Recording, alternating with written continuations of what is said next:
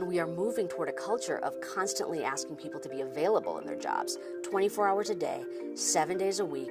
Leaders have to be completely attentionally aware, emotionally regulated, and able to make sound decisions because the rest of their team is going to rely on them. On the other hand, people that aren't the leaders, that are sort of lower in the hierarchy and are receiving these demands, their capacity to pay attention is constantly being challenged. And when we don't have access to our attention, basically everything else starts falling apart. Most recently, what we've been trying to do is figure out if we can bolster attention. We've been using a technique called mindfulness meditation. So mindfulness is a mental mode of being in the present moment without emotional reactivity or being judgmental. Mindfulness training can actually change the structure of the brain in very specific ways. The parts of the brain that are very tightly packed, or gyrified would be the technical term, they're better connected with other regions of the brain, they're healthier. What we're finding is that long-term mindfulness practitioners have more gyrification in certain spots of the brain. There's a circuit in the brain that we now call the default mode circuit that is more active when people are resting and deactivated or less active when people are doing an attentionally demanding task. Why is it that when you tell people to rest, there's an entire circuit of the brain that's more active?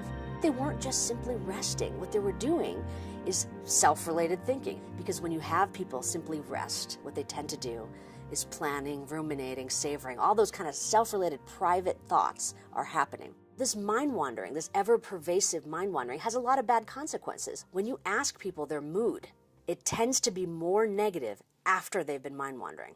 So if we could cut the cycle of constant mind wandering, not being present to what you're actually trying to do, we might improve people's baseline levels of happiness and reduce the amount of kind of chronic dysphoria that people experience. The bad news is that the more we mind wander, the more our chromosomes might be negatively impacted, which means our longevity might be impacted negatively. Telomeres are the end caps of our chromosomes, and the length of our telomeres determines our longevity. Those telomeres are constantly degrading, and there's an enzyme called telomerase that goes in and repairs it. When you bring a group of people in that are stressed out people, and you ask them to tell you how often they're mind wandering, those people that are mind wandering more often have shorter telomeres and less telomerase. If we sent people on a 3-month intensive retreat, would the amount of telomerase in their blood be impacted by this? What was found is that how much people practiced was related to how much well-being they reported. And that well-being was tied to the amount of telomerase, which means not only is there sort of a problem of mind wandering, but there's a potential solution,